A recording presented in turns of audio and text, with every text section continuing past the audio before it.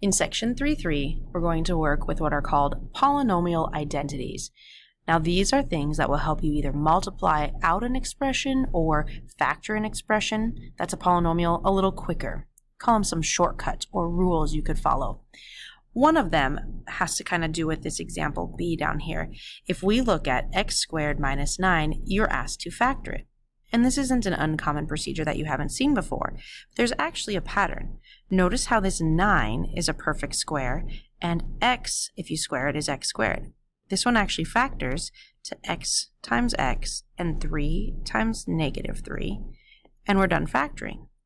Well, look up here, we have x plus 4x minus 4. This one actually becomes x squared minus 16 when we multiply it out.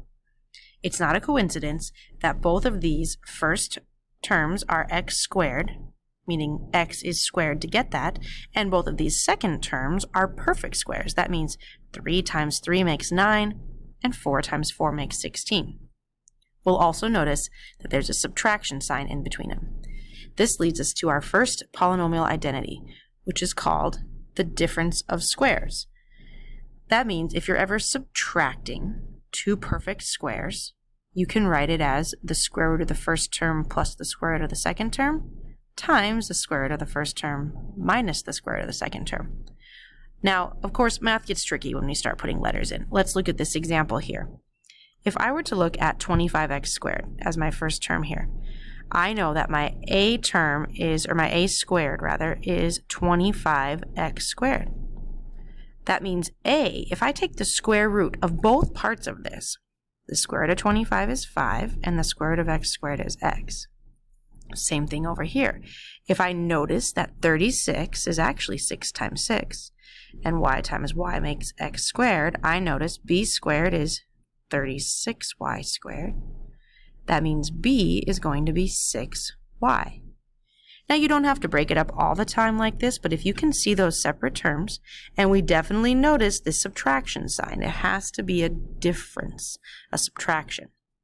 We can rewrite it and simplify it, or factor if you will, as our first term will be 5x and 5x, because 5 times 5 makes 25, and x times x is x squared. Then our last term will be 6y and 6y, because that's our b's, and one will be a positive and one will be a negative. Right here, this is your final answer. You have rewritten that difference of squares as a factor of two terms. There's also something called a square of a sum, rather. So when we see the word sum in math, we think adding, and when we square something, we take it times itself. So that square part is right there. They tell us a pattern could be to multiply this out. Now, I actually took a moment down here to show you the long way. If you would ever get something, let's say for example, x plus 7 quantity squared. This is a sum, an adding of a square. So this would fit this rule. We would be able to use this pattern, but it's also fair enough to write it out as x plus 7 times x plus 7. And if we do that, we could use these rainbows or distributions, if you will.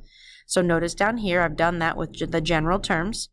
And this one would actually come out to be x squared plus 14x plus 49. We're going to use this example to check our pattern here. If a was noted as my first term, which was x, do I see an a squared in there? Well, yes, I see x squared.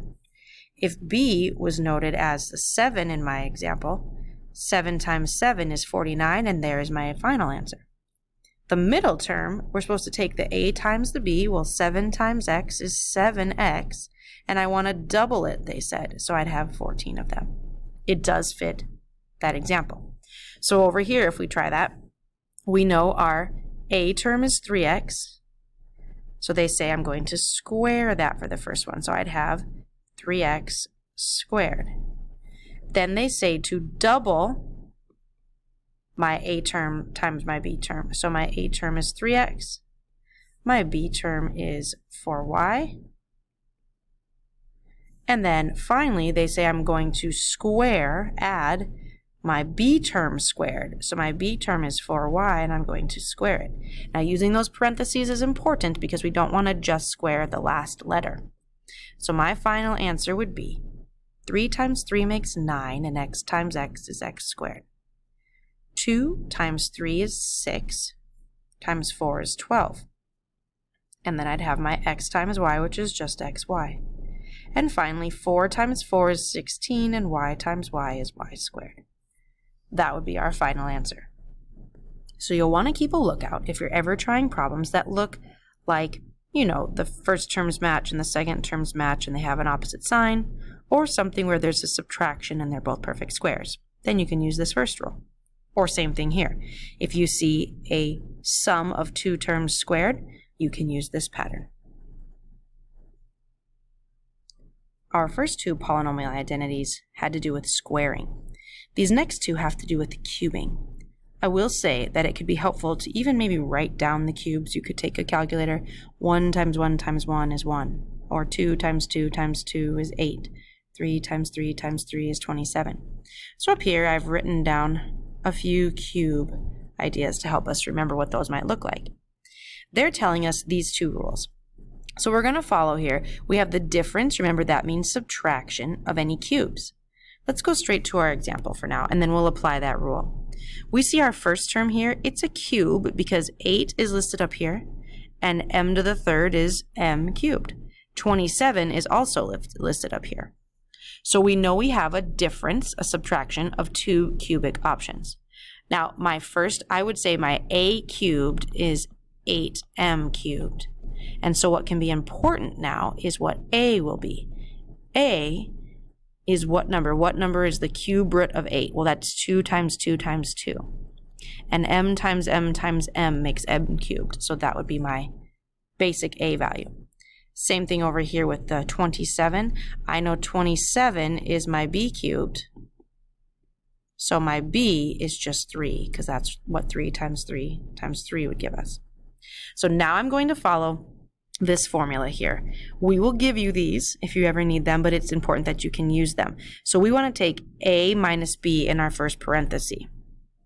So here I have my a, my red a value is 2m, and minus my b value of 3. So for the second part, we have a trinomial here. Now, you'll notice that my a, remember a was 2m, and they want a squared.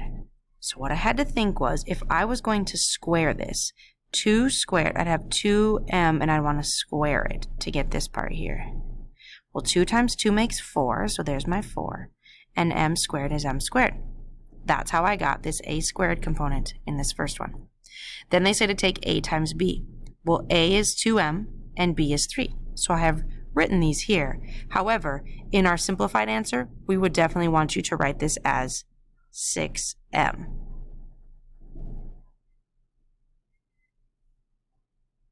Okay. So now, if this was 6m, we would replace all this with 6m there. And finally, we want b squared. Well, that one's a little easier because we know b is 3, and so now we want to know what 3 squared is. That would give me the 9. That would be the difference of cubes. This one, I find myself just following the pattern and example, writing my a and writing my b, and applying the rule as needed. So now for the bottom one, we want the sum of cubes. So sum, remember, means adding of two cubes. If you notice you have a plus sign and two cubed terms, we can use this rule. Well, if we look over here, I have g cubed. That's definitely something cubed, so my original value, my a, would be just called g. 64. Well, you may not be great at recognizing that as a cube, but it does happen to be listed up here in my list of cubed numbers. It would be 4 cubed. So if b cubed is my last term here, and that's my 64h cubed, then my b on its own is 4 times h. So now let's follow the rule. My first term, it says, wants a plus b. So my a value, I have written down there, is g. And my b value is 4h. Times, this is that trinomial now. Notice how it starts out with a plus sign because the original problem had the plus sign. That's the same thing here with the difference also, the difference and the difference. But now it wants us to take a squared. I know a is just the letter g, but if I square that, I'm going to have g squared. Now it actually has a subtraction sign between these two terms. It now wants me to take a times b again, just like in the first one. Well, my a is g times b of 4h. 4h times g makes 4hg. Nothing fancier than that.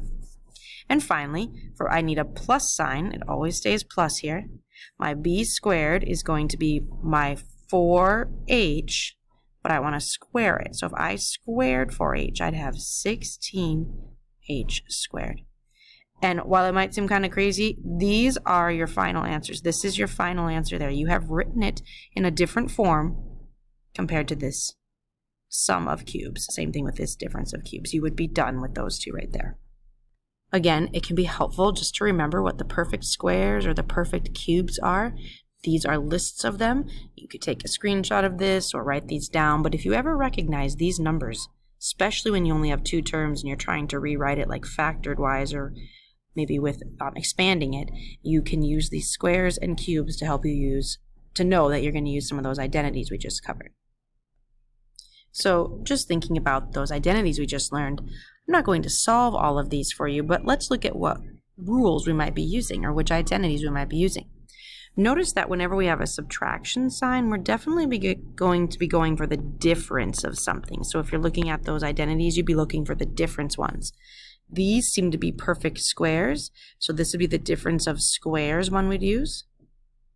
And this one would be cubes. Now, it might be a little bit weird, but if we have the difference of cubes, we want to go back and find that identity. Notice that x to the 6th, that would actually be x to the 2 times x to the 2 times x to the 2. So if we were starting this one, we would say your a value is x to the 6th, but your a cubed value would be x to the 6th. So then we would say your a value is actually x squared. It's important to know that those polynomials with a variable are a little bit trickier to break down. Whereas when I made that list, 125, that's just 5 times 5 times 5. So we would say your b cubed is 125, so your b would make 5. Now we would just need to follow that difference of cubes formula. You could pause the video quick here before you check the bottom, but I did complete the answer down here below using that difference of cubes formula. Now do note, I did go back just to double check the signs and rewrite the a's and the b's in the correct spot. Over here, we see that we have addition signs. So anytime we're looking at what identities we might be using, we know we're going to be using the sum. And so I know that 27 is a cube number, so I'd probably use the sum of cubes. And 8 times 8 is 64, so that would definitely be a square. But believe it or not, it's actually 4 times 4 times 4. So because this is a cube and this is a cube, I would actually use the sum of cubes as well. So both of these would need the sum of cubes formula. And if we look at D, a little extra example, if this is the first part, if that's a cubed, you might be wondering, well, what is just a then? Remember, that'd be like, we want 12 to be our final answer. We need 3 of what number to make 12? That'd be 4, because this would really be equal to x to the 4th times x to the 4th times x to the 4th. That's because we actually add the exponents when we're multiplying like bases. So if you were ever working on this one, your a value would be x to the 4th, whereas your b value, b cubed is 27, so b would be 3. And again, I did go back and look at the sum of the cubes formula, and it said to take your a plus b and times your a squared. Remember, this squared would be x to the 4th times x to the 4th, so that's x to the 8th, minus a times b, so I wrote the coefficient first, 3x to the 4th, plus b squared, and 3 times 3 would make 9. You'll want to check the answer key to your packet to know the ones that we've skipped. As you can see on example 2 here, we've skipped part B. And we actually skipped all of example 1, but check your packet for more information there. One thing about the common errors, a lot of students will square the x squared and get x to the 4th, but they don't square the 3, or they accidentally say 6. Remember, 3 times 3 would make 9. Another common error, some kids will just square the x and square the 5, but it would actually be the sum of squareds to be x squared plus 10x plus 25.